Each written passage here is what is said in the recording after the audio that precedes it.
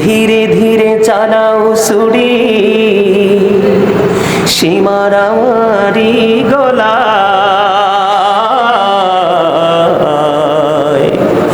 জয়নাল আবদিনের কান্দন শুনতে দাও না রে আমায়।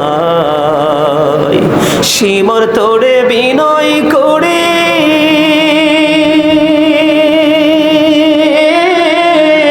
আমার গলায় দিশনা ছুরি রে, বেহেশতেতে নিব তোরে, বেহেশতেতে নিব তোরে আখিরি বেলায়।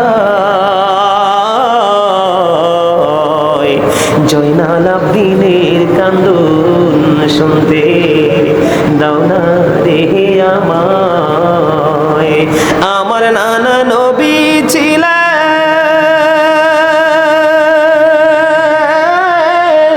গুনাহগারের শাফি হলেন গো,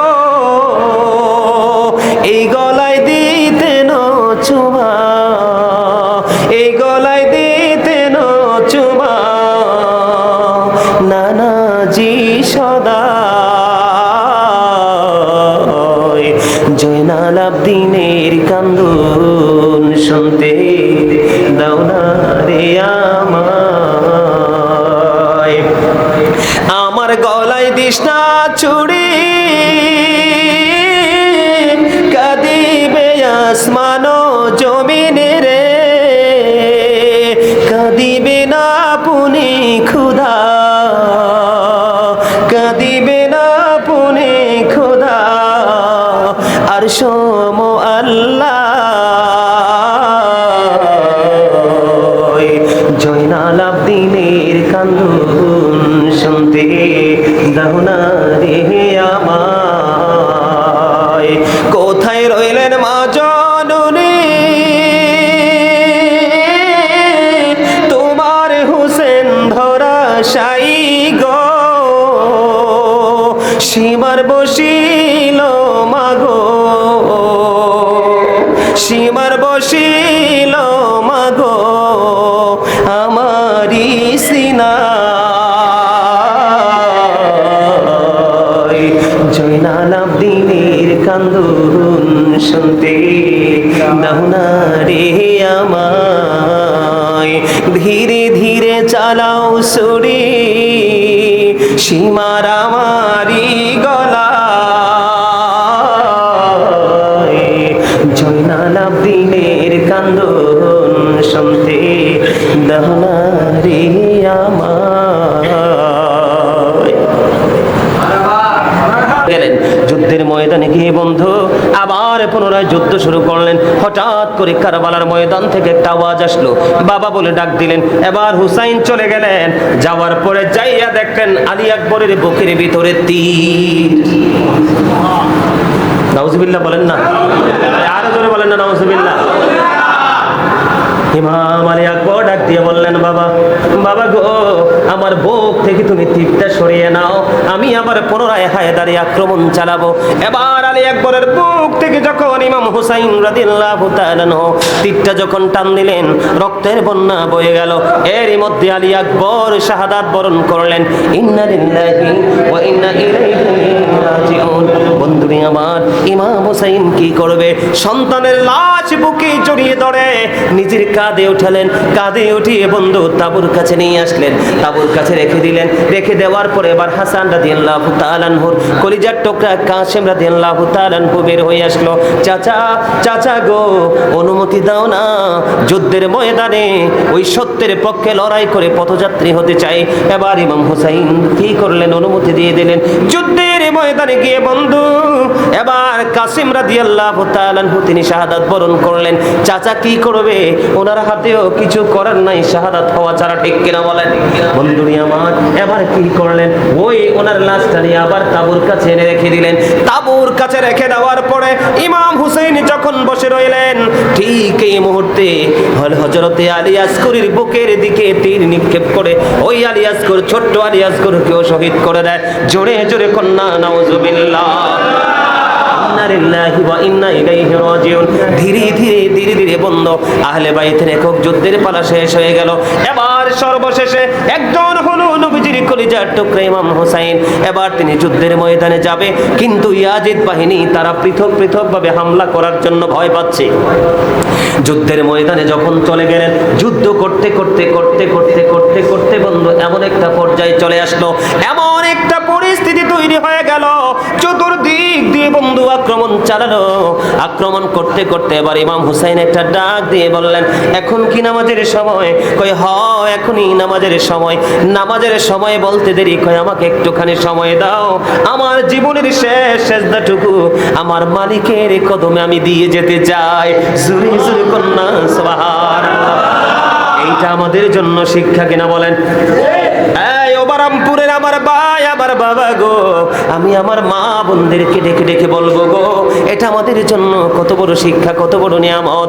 এই শহীদ হয়ে যাবে কিছুক্ষণের জন্য, কিছুক্ষণের মধ্যে পৃথিবী থেকে চিরনিদ্রায় চলে যাবে, কিন্তু আমার মালিকের কদমে সেজদা ছাড়ে না। আর আমরা পৃথিবীর কাজের অজুহাতে কত নামাজ ছেড়ে দেই, ঠিক কিনা বলে? আমরা কি হুসাইনি কাফেলার সদস্যের অন্তর্ভুক্ত হতে পেরেছি? কথা বলেন না, হইতে পেরেছি? হতে পারিনি। যদি হুসাইনি কাফেলার লোক হতে চায়, তাহলে অন্যায়ের বিরুদ্ধে প্রতিবাদ করতে হবে, সময় মতো নামাজ পড়তে হবে। বন্ধু কেউ সাহায্য চাইলে তাকে হাত বাড়িয়ে দিতে হবে। বন্ধু নবীর আদর্শ, নবীর সুন্নাহ, ইসলামের বিধানকে পুনরায় আবার জীবিত করার জন্য আপ্রাণ চেষ্টা করে মানুষকে পুনরায় পুনরুজ্জীবিত করতে হবে, ঠিক কিনা বলেন? বন্ধুরে আমার, এবার কি করলেন? নামাজ যখন শেষ হয়ে গেল, নামাজটা শেষ হইতে দেরি, এবার সীমার এসে ইমাম হুসাইনের বুকের উপর বসলো। বসতে দেরি রে, এবার ইমাম হুসাইন একটা ডাক দিয়ে বলল, সীমার, সীমার তোর বুকের জামাটা খোল রে, আমি একটুখানি তোর বুকখানা আমি একটুখানি দেখবো। এবার সীমার কি করলেন? বুক যখন ছিঁড়ে দেখালেন, এবার ইমাম হুসাইন চাইয়া দেখি সীমারের বুকের মধ্যে সাদা সাদা শ্বেত চিহ্ন দেখা যায়। জুড়ে জুড়ে কন্যা নাউজুবিল্লাহ। আমার নবীজি গায়েবের খবর জানে বললে অনেকেই কি হয়, রাগ হয়। কথা বলেন না কেন? আমার নবীজি গায়েবের খবর জানে, এই কথা বললে অনেকে বন্ধু রাগ হয়ে যায়। আমি তাদেরকে কেমন করে বোঝাবো? বন্ধু এখানে বলো, হুজুর এই গায়েব শব্দটা কেন ঢুকালেন? এটা এখানে আনার কারণ হলো, ইমাম হুসাইন যে যখন শাহাদাত বরণ করবে, কি করবে? শাহাদাত বরণ করবে। শাহাদাত বরণ করার সময় সীমারের বুকের মধ্যে সাদা সাদা চিহ্ন দেখা যাবে। এটা আমার নবী আগেই বলে গেছে। এটা না জানলে কি বলা সম্ভব? কথা বলেন না? না জানলে কি বলা সম্ভব? না জানলে বলা সম্ভব নয়। আমার এবার কলিজার টুকরা ইমাম হুসাইন যখন প্রশ্ন করলেন, বুকের জামা খোলা হলো। বুকের জামা খোলার পরে বন্ধু চাইয়া দেখলেন, ওই সীমারের বুকের মধ্যে সাদা সাদা চিহ্ন দেখা যায়। শুধু এখানে একান্ত নয়, আমার নবীজি পৃথিবী থেকে যাওয়ার আগে উম্মে সালমাকে এক মুষ্টি মাটি দিয়ে বলে গেলেন, এই মাটিগুলো যত্ন করে রেখে দাও, যেদিন দেখবা ওই মাটিগুলো রক্তে লাল হয়ে গেছে, সেই দিনই মনে করবা আমার কলিজার টুকরা শহীদ হয়ে গেছে। সত্যি সত্যি বন্ধু, ইমাম হুসাইন যেই সময় শাহাদাত বরণ করলো, উম্মে সালমা ওই সংরক্ষণ করা মাটিগুলো যেই জায়গায় রেখেছিলেন, চাইয়া দেখলেন ওই মাটিগুলো একেবারে রক্তে লালে লাল হয়ে গেছে। জোরে জোরে কন্যা সুবহানাল্লাহ। এখানে কি নবীজি গায়েবের খবর জানে? এটা প্রমাণিত কিনা? এটা কি অস্বীকার করার সুযোগ আসেনি? বন্ধুরে আমার, এখানেই শুধু ক্ষান্ত নয়, এবার কি করলেন? সীমার বুকের উপর চেপে বসলেন। এবার সাদা সাদা চিহ্ন দেখে ইমাম হুসাইন একটা ডাক দিয়ে বললেন, রে সীমার, তুই বুঝি সেই বদকিসমত, তোর নসিব বুঝি বদনসিব রে। আমার নবীজি, আমার নানা জানিয়ে গেছে, সাদা সাদা কুকুরগুলো আমার বাগানটা হরণ করে নিয়ে যাবে। জোরে জোরে বলুন নাউজুবিল্লাহ। বন্ধুরি আমার, এবার বন্ধু ইমাম হুসাইন শাহাদাত বরণ করলো। দেহ মোবারক একদিকে, মাথাটা একদিকে। ইয়াজিদ বাহিনী ইমাম হুসাইনকে শহীদ করে শুধু ক্ষান্ত নয়, ওই মরুভূমির ওই উত্তপ্ত রুদ্রের মধ্যে বন্ধু দুলা বালিতে ঘোড়া দ্বারা তাদের এই পবিত্র মাথাগুলো পদদলিত, বডিগুলো পদদলিত করিয়াছেন। জোরে জোরে বলেন না নাউজুবিল্লাহ। এই কথাগুলো এই কিতাব আমি জীবনে কত পার পড়েছি বন্ধু, দেখলেই বন্ধু কলিজাটা ছিঁড়ে যায়, কলিজাটা ছিঁড়ে যায় রে। এই হুসাইন এমন একটা নাম, এটা একটা নাম নয় বন্ধু, এটা একটা ইতিহাস। এটা শুধু নাম নয়, এটা একটা কুল কিনারাহীন এক মহাসমুদ্র বন্ধু। ওই ইমাম হুসাইনকে নিয়ে লেখে, বন্ধু লিখতে লিখতে গোটা পৃথিবীর গাছগুলো যদি আপনি কলম বানিয়ে ফেলেন, কলম শেষ হয়ে যাবে। হুসাইনকে নিয়ে লেখা বন্ধু শেষ হবে না। যদি সমস্ত পৃথিবীর পানিকে কালি বানান, কালি শেষ হয়ে যাবে, লেখা শেষ হবে না। কারণ এটা একটা আদর্শের নাম, ঠিক কিনা বলে? এটা কিসের নাম বন্ধু? আমি আপনাদেরকে বলে দেই, ইমাম হুসাইন শহীদ হইতে দেরি রে। বন্ধু আকাশটা এমন হয়ে গেছে, ঘোর অন্ধকার। মনে হয়েছিল যখন সাথে সাথে কিয়ামত কায়েম হয়ে যাবে। যখন ইমাম হুসাইন শাহাদাত বরণ করলো, সিরিয়ার যেই কোনো পাথর সরালে বন্ধু, পাথরের নিচ থেকে রক্ত প্রবাহিত হতো। যখন ইমাম শহীদ হয়ে গেল, ওই বাইতুল মুকাদ্দাসের ঝুলন্ত পাথর থেকে তাজা রক্ত বন্ধু প্রবাহিত হতে লাগলো। আসমান কাঁদলো, জমিন কাঁদলো, আকাশ কাঁদলো, বাতাস কাঁদলো, এমনকি জিন জাতিরা পর্যন্ত কেঁদেছে রে। ইমাম হুসাইনের শাহাদাত কেউ মেনে নিতে পারে নাই।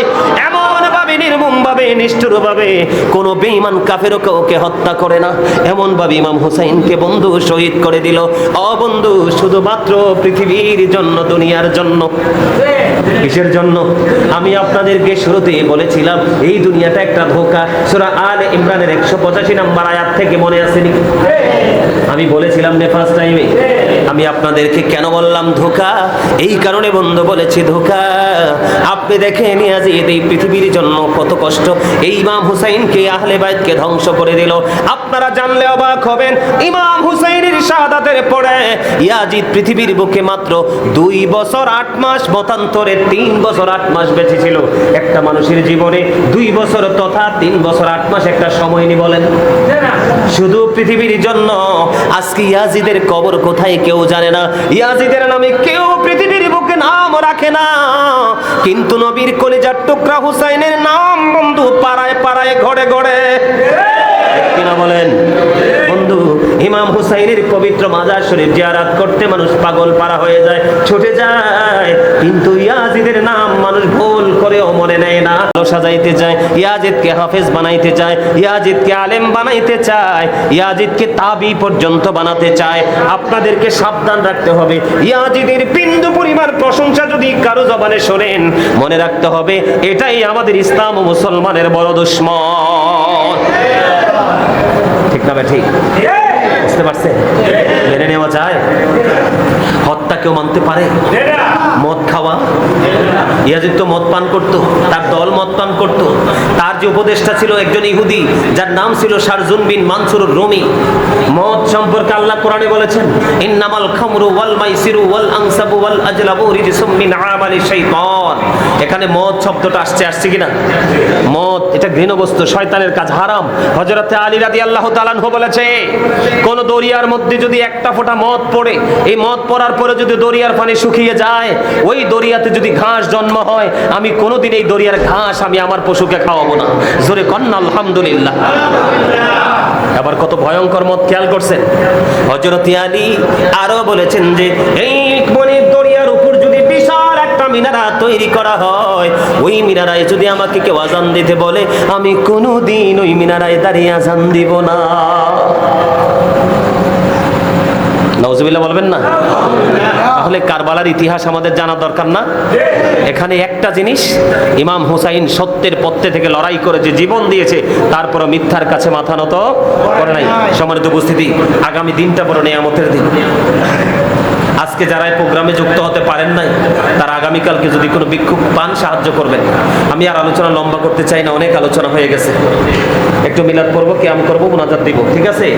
আপনারা অনলাইন থেকে, আমি আগামীকালকে কারবালার আরেকটা অংশ নিয়ে আলোচনা করব, তারপরের দিন আরেকটা অংশ নিয়ে আলোচনা করব, কারণ প্রতিদিন তো পুরোটা নিয়ে আলোচনা করা যায় না। তবে আপনাদেরকে দাওয়াত দিয়ে যাই, সবার বাড়িতে কিন্তু মোবাইল আছে না? আপনাদের নাতি থাকুক, ছেলে থাকুক, যাকেই বলেন যে গাজী সুলাইমান হুজুরের যদি যদি ভালো লেগে থাকে, এটা প্রেশার না যে ওনার কারবালার যে ওয়াজগুলো আছে এগুলো আমাকে এনে দাও অথবা ডাউনলোড করে দাও। ওনাকে আল্লাহ কেমন ভালোবাসতেন, উনি কিভাবে আমল করতেন, উনি আমাদেরকে কি ওসিয়ত করে গেছেন। শোনেন, ইমাম হুসাইন এমন একটা আদর্শ, উনি যখন শহীদ হয়ে যাবে, মানে যুদ্ধ পুরোপুরিভাবে শুরু হয়ে যাচ্ছে, উনি ওনার সঙ্গীদেরকে সবাইকে বলেছেন তোমরা সবাই সবার গন্তব্যে ফিরে যাও। কি করো? এটা কিন্তু বড় শিক্ষা। তোমরা কি করো? তোমরা সবাই সবার গন্তব্যে চলে যাও। ইয়াজিদের টার্গেট হলাম আমি, আমাকে যদি শহীদ করতে পারে ইয়াজিদের খায়েশ মিটে যাবে। তখন ইমাম হুসাইনের সঙ্গীরা ডেকে ডেকে বলল, ও আলী মোকাম গো, আমরা কাল হাসুরের দিন আপনাকে শত্রুর মুখে ছেড়ে দিয়ে, আপনাকে জালেমদের সামনে ছেড়ে দিয়ে শত্রুদের মুখে রেখে কেমন করে বাড়ি ফিরবো গো? কাল হাসুরের দিন এই চেহারাটা কেমন করে নবীকে দেখাবো? আমরা জীবন দিয়ে দিব গো, তারপরেও আমরা আপনাকে একা রেখে ঘরে ফিরবো না। সেই প্রেম রাখতে হবে। হুসাইনের পক্ষে আলেমের পক্ষে থাকবেন নাকি ইয়াজিদের পক্ষে আলেমের পক্ষে থাকবেন? আবার জোরে বলেন না কেন? কোন পক্ষে? আরে জোরে। হুসাইনকে নিয়ে কবি গজল লিখেছেন, ধীরে ধীরে চালাও সুরি সীমার আমারি গলা,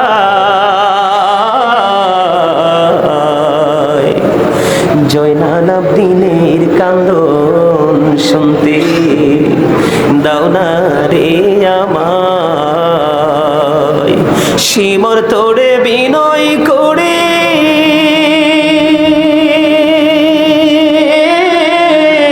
আমার গলায় দিস না ছুরি রে, বেহেশতেতে নিব তোরে, বেহেশতেতে নিব তোরে আখিরি বেলায়,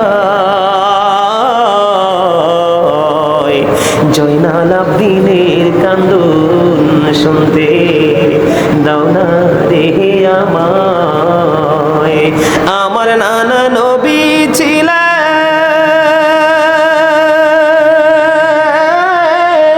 গুনাহগারের শাফি হলেন গো, এই গলায় দিতেন চুমা, এই গলায় দিতেন চুমা নানাজি সদা, জয়নাল আবদিনের কান্দন শুনতে দাও না রে আমায়। আমার গলায় দিস না ছুরি,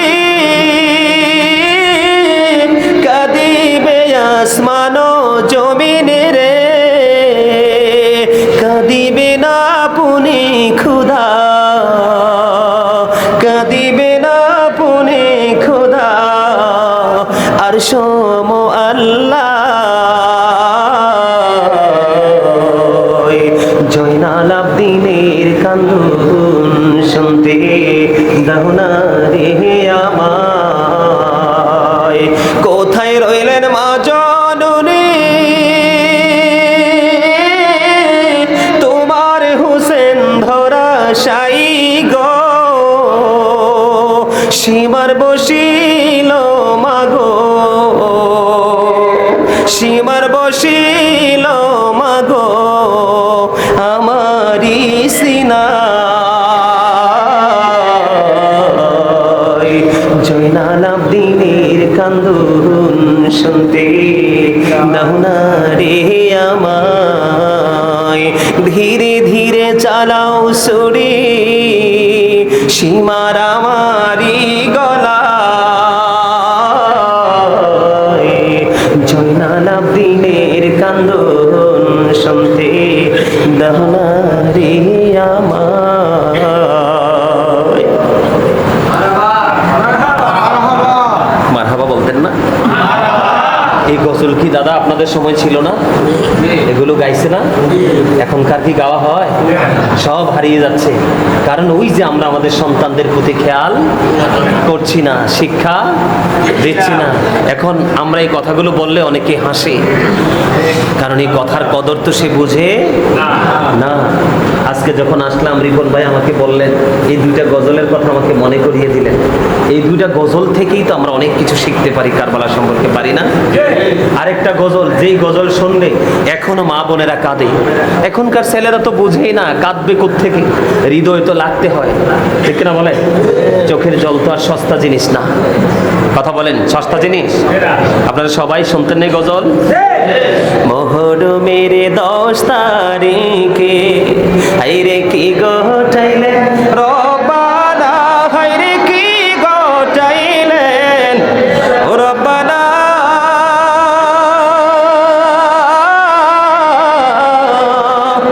কলিজা ফাটিয়া যায় গো শুনিলে সেই ঘটনা। মহরমের 10 তারিখে, হাইরে মহরমের 10 তারিখে হাইরে কি গোটাইলেন রব্বানা।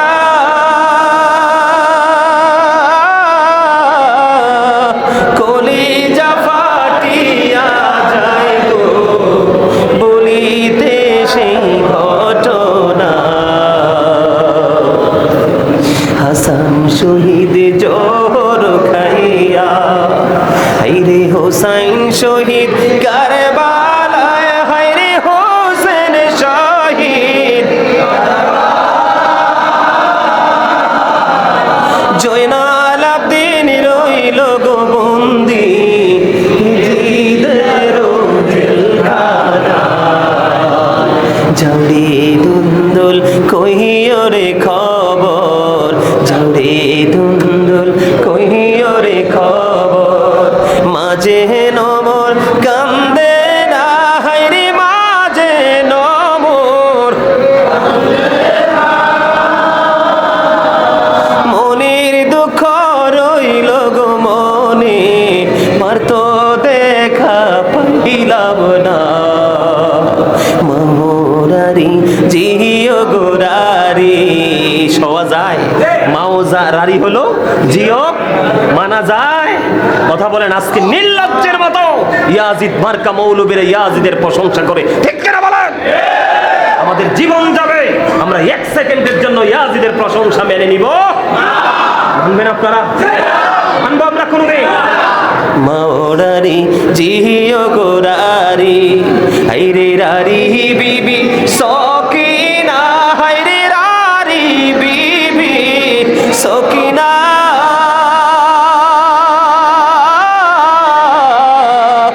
একো ঘরে 3 জন গোরারি, খালি সোনার মদিনা।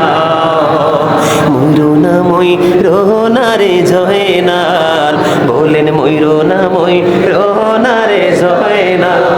তুমি জয়নাল ময়ূরনা, হাইরে তুমি জয়নাল। তুমি জয়নাল গেলে গো মারা, নবীর বংশ থাকবে না। মহরমের 10 তারিখে হাইরে কি গোটাইলেন, হাইরে কি গোটাইলেন।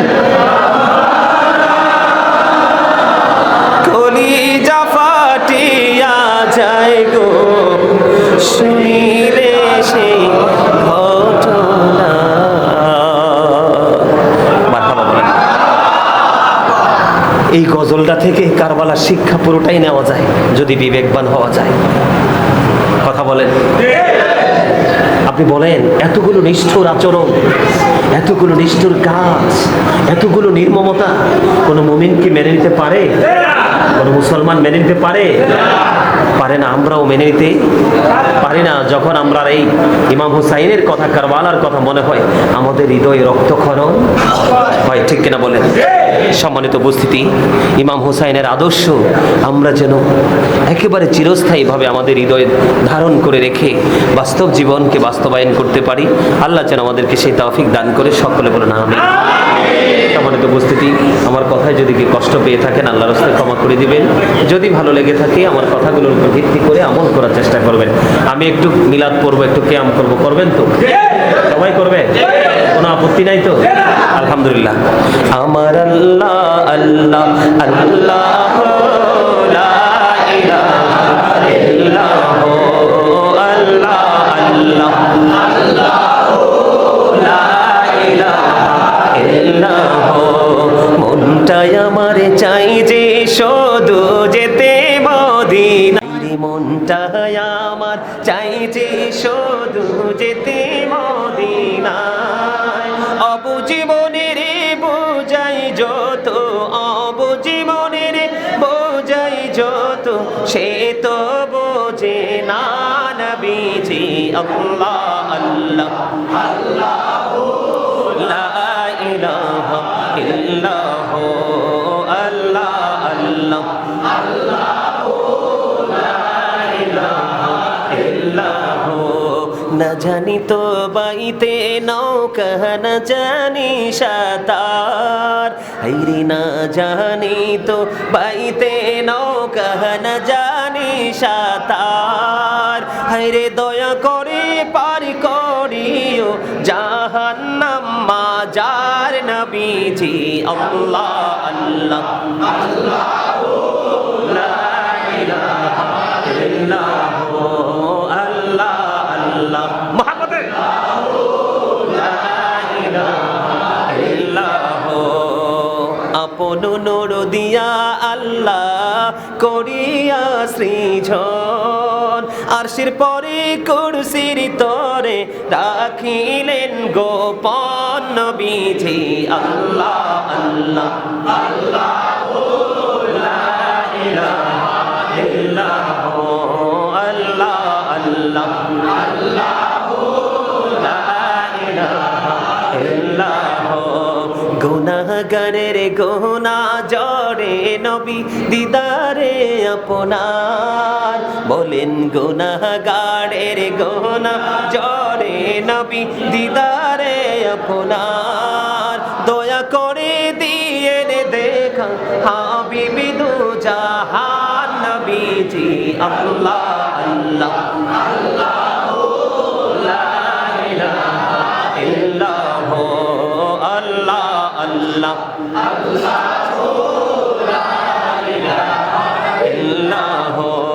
পিপাসাতে ছটপট করবে উম্মতি গুনাহগার, এই পিপাসাতে ছটপট করবে উম্মতি গুনাহগার।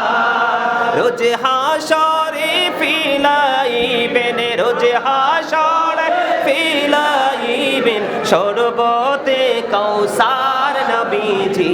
আল্লাহ আল্লাহ আল্লাহ লা ইলাহা ইল্লাল্লাহ, আল্লাহ আল্লাহ আল্লাহ লা ইলাহা ইল্লাল্লাহ। সশরীরে জিন্দা নবীজি সোনার মদিনায়, এই সশরীরে জিন্দা নবীজি সোনার মদিনায়। আসুন সবাই